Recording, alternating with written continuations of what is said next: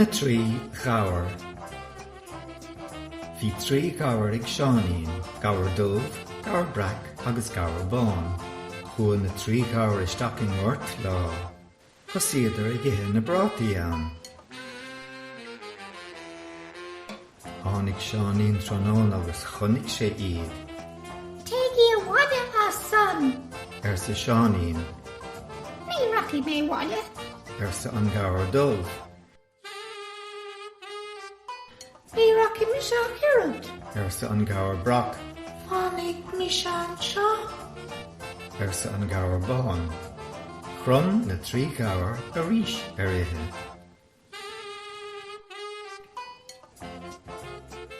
Chrum seanín bocht gholl. Tháinig cuinín chuige. Cut atá at correct goal a yardie. Sesin. Me rocky the gower sin the water done. Sa seanín. I'm dealing. Sa an cuinín. Na colton scale sin. Agus chrum sé féin gholl. Tháinig gé an slí. Cut the tower correct goal.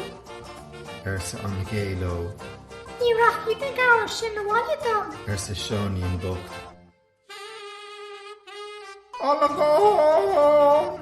Sa an gé. Nach croa an scale. Agus chrum sí féin gholl. An sin tháinig asal. Cainte an gulse orisha.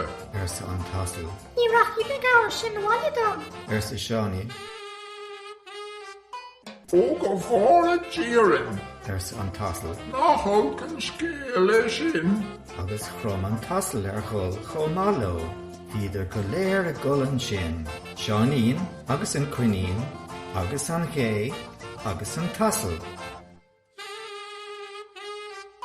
Ach ní raibh na trí gabhair ag gol. Idir sin ag ithe na brátaí.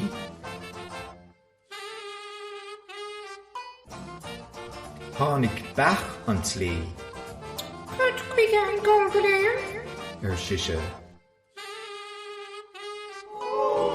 Sa seanín agus an cuinín, agus an gé, agus an tasal a chéile.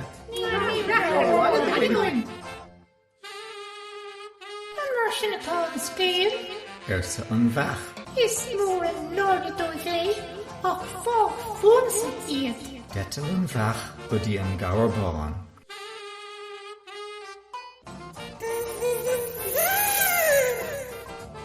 Siise in aice le clúis an gabhair bháin.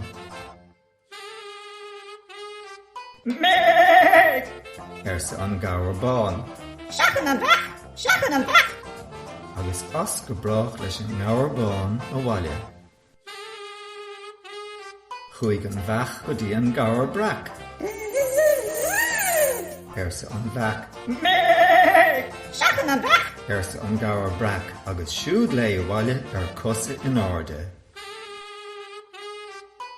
Nuair a tháinig an bheach go dtí an gabhair dubh, tháinig sí anuas a clúis.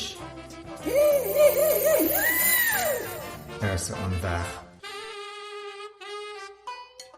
Thug an gabhair dubh léim amach as an ngort agus rith sí a bhaile nós na gaotha. Nuair a tháinig seanín a bhaile, bhí na trí gabhair istigh sa chró ribhe.